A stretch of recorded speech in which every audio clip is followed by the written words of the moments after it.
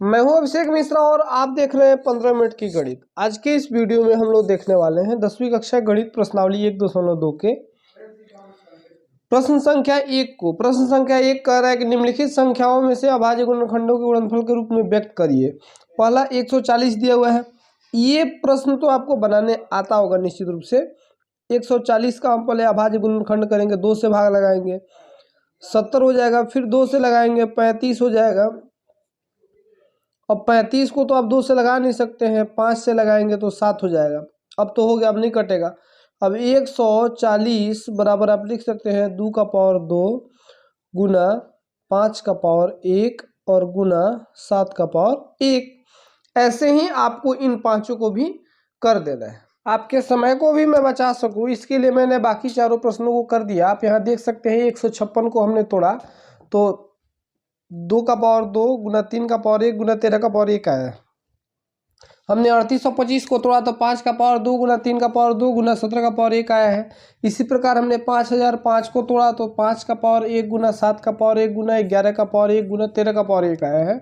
और 7429 को हमने तोड़ा तो 17 का पावर 1 गुना 19 का पावर 1 गुना 23 का पावर 1 आया है। आप इसका स्क्रीनशॉट भी लेके और कर सकते हैं, आप अपने से भी ट्राई कर सकते हैं। दूसरे प्रश्न को देखते हैं।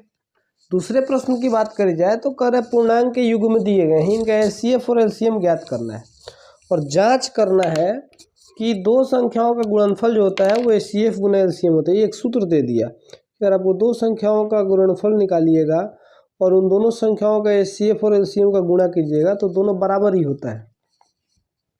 चलिए पहले 26 का गुणनखंड करते हैं। तो 26 का गुणनखंड करने के लिए क्या आएगा, 2 से कीजिएगा 13 बार में आ जाएगा। तो यानी कि आप यहाँ लिख सकते हैं, पहले 91 का भी कर लें तो 91 का कीजिएगा तो कितना से होगा, 13 से होगा और कितनी बार में, 7 बार में, 13 से 91। तो आप 26 को लिख सकते हैं 2 गुना में 13 और 91 को लिख सकते हैं 7 गुना में 13। तो आपको मैंने उदाहरण में एलसीएम और एचसीएफ निकालना सिखाया था और मैं यहाँ पे सबका सूत्र लिखने वाला नहीं हूँ। सूत्र लिखने में बहुत समय लगेगा, तो अपना सूत्र लिख लीजिएगा। एलसीएम बराबर होता है सभी संख्याओं के बड़ी घातों का गुणनफल। तो सभी संख्याएं क्या है, एक 2 है, एक 7 है और एक 13 है। सबका पावर एक ही है, उससे बड़ा कुछ है नहीं। तो इसीलिए इन सब में गुना करेंगे तो 182 हमारा एलसीएम आ जाएगा। एचसीएफ की अगर बात करी जाए तो एचसीएफ होता है उभयनिष्ठ संख्या, वैसी संख्या जो दोनों में हो कि छोटी घात का गुणनफल। तो उभयनिष्ठ क्या है, 13 है और दोनों में पावर एक एक ही है, तो सिर्फ 13 ही हमारा एचसीएफ हो जाएगा। 13 का पावर 1 यानी कि 13, यहाँ पावर लिख सकते हैं। तो एलसीएम हमारा आ गया 182 और एचसीएफ आ गया 13। आप सूत्र लिख लीजिएगा। तो अब चेक करते हैं। तो 26 है ना, या यहाँ लिख लीजिए जांच। ये सब भाषा लिखने से अच्छा रहता है, आपको पूरा पूरा नंबर आता है। लिखिएगा दो संख्याओं का गुणनफल, जांच लिख के डैश दीजिएगा, लिखिएगा दोनों संख्याओं का गुणनफल। तो क्या है, 26 गुना 91 बराबर आना चाहिए एचसीएफ गुना एलसीएम। तो एचसीएफ गुना एलसीएम 13 गुना 182।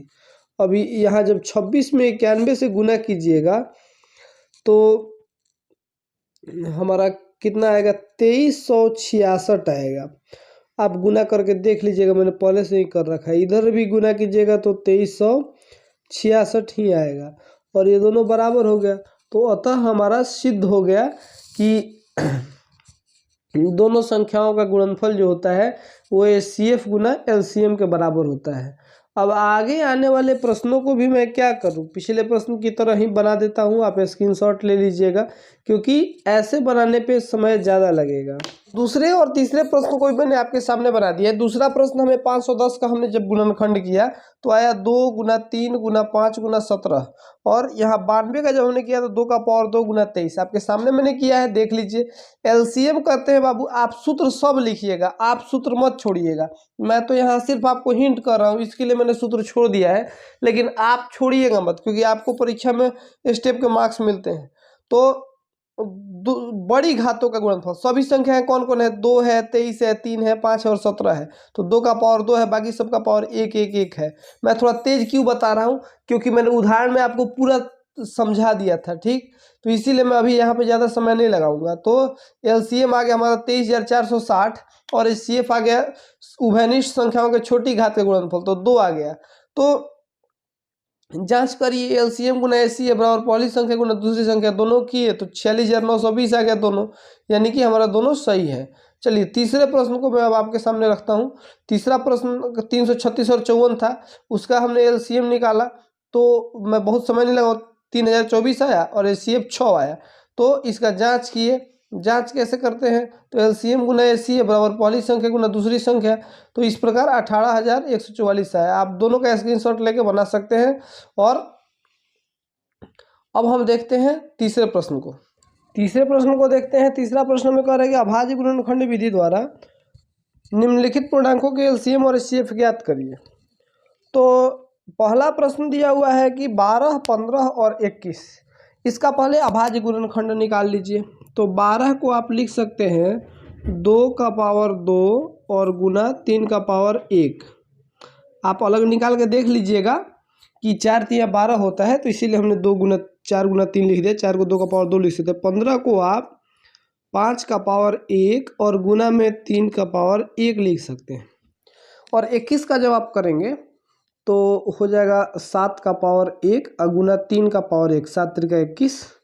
तो एलसीएम का मैंने आपको सूत्र बताया था कि एलसीएम होता है सभी संख्याओं के बड़ी घातों का गुणनफल। तो सभी संख्याएं क्या क्या है देख लेते हैं। 2 है, 3 है और 5 है और 7 है। तो 2 का सबसे बड़ा घात यहाँ 2 है, 3 का बड़ा घात सब में एक ही है तो 1 है, 5 का सबसे बड़ा घात 1 ही है और 7 का 1 है। तो 2 दूना 4 3 12 25 60, और 60 में जब 7 से आप गुना करिएगा तो 642 420 आएगा। एलसीएम निकल गया। आप सूत्र लिख लिख के बनाइएगा। मैं हर बार आपको बता रहा हूँ कि बिना सूत्र लिखे आप मत बनाइएगा। एचसीएफ बराबर क्या होता है? एचसीएफ तो सभी संख्या, माफ कीजिएगा, उभयनिष्ठ संख्याओं के छोटी घातों का गुणनफल। उभयनिष्ठ माने जो तीनों में हो, क्या है? 3 है और घात एक ही है, तो एचसीएफ बस यही 3 ही हो जाएगा। दूसरे प्रश्न को देखते हैं। दूसरे प्रश्न में हमें 17 दिया हुआ है, तो 17 का जब आप गुणनखंड कीजिएगा, 17 का गुणनखंड कीजिएगा तो 1 गुना 17 होगा। 17 थोड़ी ना तोड़ा जा सकता है। अब 23 को जब तोड़िएगा तो 1 गुना 23 होगा, और 29 को तोड़िएगा तो 1 गुना 29 होगा। अब एचसीएफ सबसे आसान होता है, देख लेना है कौन सबसे कॉमन है। तो कॉमन 1 है सब में, तो एचसीएफ 1 हो गया। एलसीएम निकालते हैं सभी संख्याओं के बड़ी घातों गुणनफल। सभी संख्याएं क्या है? 17 है, गुना 23 है और गुना 29 है।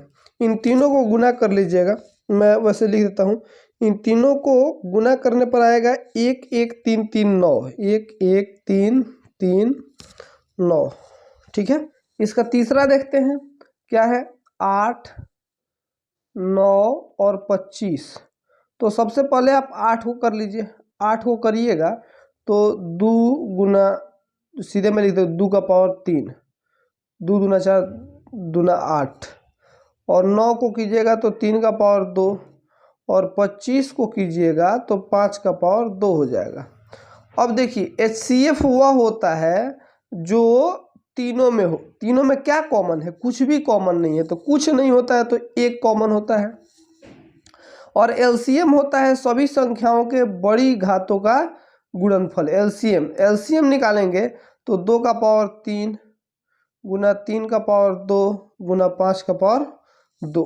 मतलब आपको तीनों संख्याओं में गुना कर देना है। गुना कीजिएगा तो आएगा 1800, और एलसीएम और एचसीएफ हमारा तीनों संख्या का निकल गया। अब देखते हैं हम लोग चौथे प्रश्न को। एचसीएफ 306 और 657 का 9 दिया है, तो एलसीएम ज्ञात करना है। हम सूत्र जानते हैं कि पहली संख्या गुना दूसरी संख्या बराबर एचसीएफ गुना एलसीएम होता है। पहली संख्या क्या है? 306 है। दूसरी संख्या क्या है? 657, और एचसीएफ हमें दिया हुआ है 9, और गुना एलसीएम नहीं मालूम है, तो या तो आप इसको x मान लीजिए और तो सीधे एलसीएम ही रहने दीजिए। तो इसीलिए एलसीएम क्या हो जाएगा, एलसीएम बराबर बाबू 9 गुना में है तो इधर आएगा तो भाग में हो जाएगा, तो 306 गुना 657 और ये बटा में 9, यहाँ गुना में 9 है, आएगा इधर तो भाग में हो जाएगा। अब 9 से ये कटे तो कटाइए, 9 एकम 9 और 9 तिरका 27 और 3 बचा तो 3 6 9 चुके 36। अब इसमें जब 34 में 657 से गुना कीजिएगा 22 33 और 8, ये गुना कीजिए तो आपका आंसर आएगा। ठीक है, पांचवें प्रश्न को देखते हैं। पांचवें प्रश्न जैसा ही हमने उदाहरण भी किया था, तो उदाहरण का वीडियो आपने बेसिक का देखा होगा, तो ये तो आपसे खुद ही बन जाने वाला है। कह रहा है जांच कीजिए किसी प्राकृत संख्या 6 के पावर n अंक शून्य पर समाप्त होता है। मैं फिर से समझाता हूँ जो मैंने उस वीडियो में समझाया था कि शून्य पर समाप्त होने का मतलब क्या है। जैसे 20 है, ये शून्य पर समाप्त हो रहा है, मतलब इकाई स्थान पे शून्य आना चाहिए। जो समाप्त हो रहा है वहाँ पे संख्या शून्य आनी चाहिए, मतलब अंक शून्य आनी चाहिए। तो ये देखिएगा, कोई भी आप संख्या ले लीजिए जिसके इकाई स्थान पे शून्य हो, 20 ले लीजिए, 500 ले लीजिए। जब इसका गुणनखंड कीजिएगा आप तो 10 और 5, इसमें 5 जरूर आता है। कुछ भी हो जाए इसमें 5 जरूर आएगा। जो भी शून्य पर समाप्त होगी उसमें 5 जरूर आएगा। इसको भी करके देखिए, 250 और फिर 2 से कीजिएगा तो 125, फिर अब तो 2 से होगा नहीं, 5 से देखिए 5 आ गया कि नहीं आ गया। तो इसमें इसकी यही खासियत होती है कि जो भी संख्या शून्य पे समाप्त होगी उसमें 5 जरूर आएगा।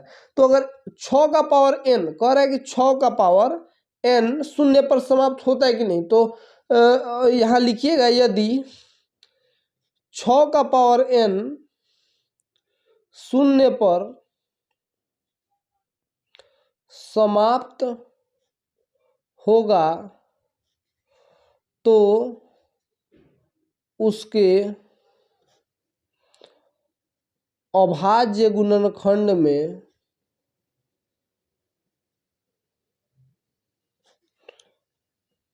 पांच अवश्य होगा। ये रफ है, इसको हटा दीजिए।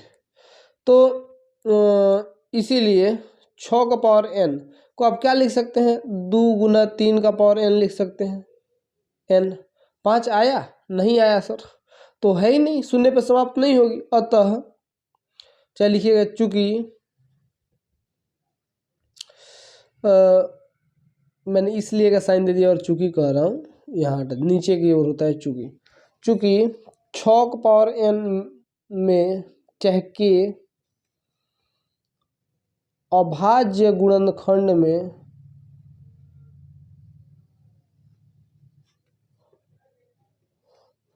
पांच नहीं है, अतः यह शून्य पर समाप्त नहीं होगी। ठीक है, तो ये हमारा हो गया आंसर। छठा प्रश्न कह रहा है कि व्याख्या कीजिए कि 7 गुना 11 गुना 13 जोड़ 13 और 7 गुना 6 गुना 5 गुना 4 गुना 3 गुना 2 गुना 1 जोड़ 5 भाज्य संख्याएं हैं। अब भाज्य संख्याओं की विशेषता होती है कि उसमें किसी न किसी, मतलब एक और स्वयं को छोड़ के किसी न किसी एक और संख्या से भाग लग सकता है। तो आप लिख सकते हैं 7 गुना पर लिख लेते हैं 11 गुना 13 और जोड़ 13 को आप इसमें भी देखिए 13 है और यहाँ भी 13 है, दोनों जोड़ के चिन्ह से। गुना में से तो आप कॉमन नहीं निकालते हैं, ये छोटी बात है, आपको पहले से पता होगी। इसमें 13 अगर आप कॉमन निकालते हैं तो यहाँ बचेगा 7 और गुना 11 और जोड़ 13 में से 13 निकले, 1 बच गया। तो यानी कि हम देख पा रहे हैं कि इसमें 13 से भाग लग जाएगा। क्यों? क्योंकि अगर मैं रफ में बताऊं तो यह 13 गुना कुछ भी है, यहाँ 13 से जब आप भाग दीजिएगा तो लग जाएगा, पूरा पूरा कट जाएगा कि नहीं कट जाएगा।